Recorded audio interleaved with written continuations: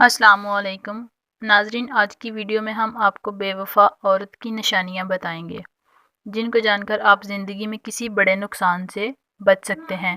Video شروع کرنے سے پہلے آپ سے گزارش ہے کہ ویڈیو کو لائک کر دیں اور چینل کو سبسکرائب کر کے گھنٹی کے نشان کو دبا دیں تاکہ ہماری ہر نئی ویڈیو آپ تک پہنچتی رہے۔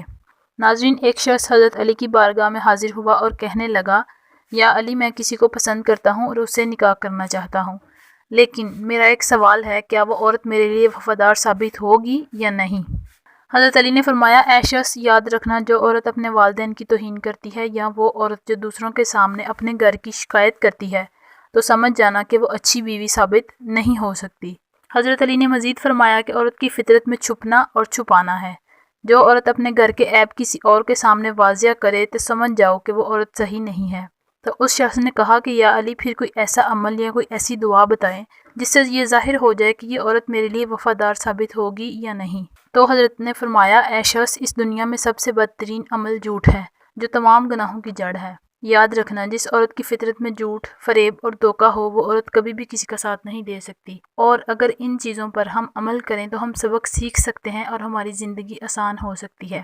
ہم آسانی سے یہ بات سمجھ سکتے ہیں کہ کون وفادار ہے اور کون بے وفا ہے۔ ناظرین، حضرت علی نے جو چیزیں بتائی ہیں اس کے مطابق جو عورت اپنے والدین کی توہین کرتی ہے وہ اچھی بیوی ثابت نہیں ہو سکتی، کیونکہ جو والدین اس کو دنیا میں لے کر آئے وہ انہی کے خلاف باتیں کرے گی، تو ظاہر ہے کہ ایسی عورت کسی بھی صورت اچھی بیوی ثابت نہیں ہو سکتی۔ اور وہ عورت جو اپنے گھر کی باتیں باہر جا کر کرتی ہے وہ کل کو آپ کی باتیں بھی دوسروں سے کرے گی، وہ آپ کی شکایت بھی دوسروں سے کرے گی، اس لیے وہ عورت آپ کے لیے بہتر نہیں ہے۔ اللہ پاک سب بیٹیوں اور بیٹوں کی نصیب اچھے کرے، آمین۔